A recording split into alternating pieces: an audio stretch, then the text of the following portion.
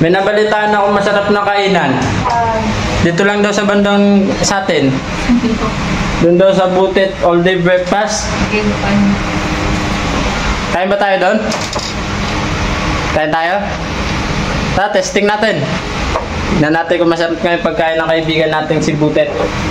Si Butet po ay kaibigan ko. Siya yung owner ng Butet all day breakfast. Kaya lang gabi na kami kakain. Pwede na natin siyang tawagin Butet dinner pass. Basta pass. Diba yun?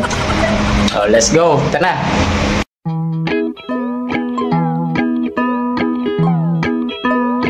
Punuan ngayon, may nagpa-table, may mga nagpa-reserve na.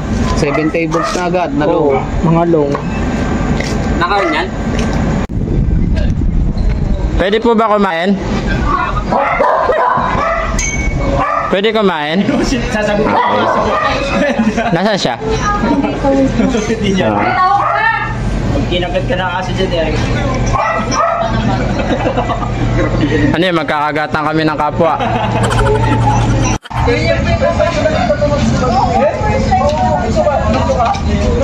Ganun, parang may nagbago sa iniinom ko kasi parang Tol, powder kami.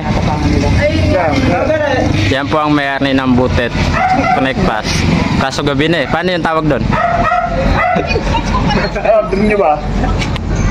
Mamoy. Saan ba pwede? Tanap. Ayaw kasi itali itong mga dinosaur niya. Bantayin dyan, marunong sakit yan. Gulumbo.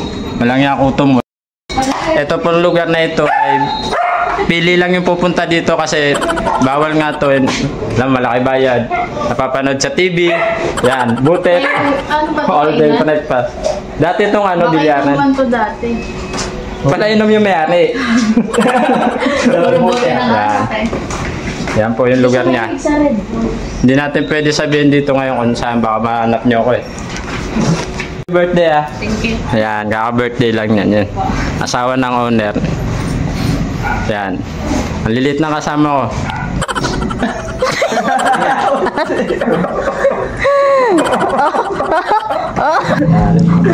Ano masasabi niyo guys? Hindi yung sasabihin niyo totoo lang sa katawan. Malaki.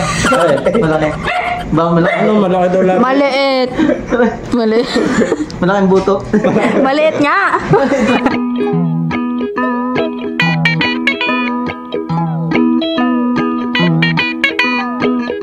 Tol, paiwalay mo. Huwag mong gamitin yung CPU. Oo nga, ayun yung bukod yun. Yan po ang owner niyan. Yan ang aking kaibigan, si Butet. Anong oras ba ito nagbubukas, men? Halo. Tanghali. Anong time nga? Bigyan mo sila ng time. Last 10 hanggang? Stress. Araw. Oh, yun o. Hindi nga, totoo? Oo nga. Oh, let's go. Kala nyo lang walang tao, pero nakakatukin nyo sila kasi Kakatok lang. kakatok lang. Sisigaw lang kayo ng Butet. Alam na nila yan. Malinis po yan, malinis. Legit yan, legit.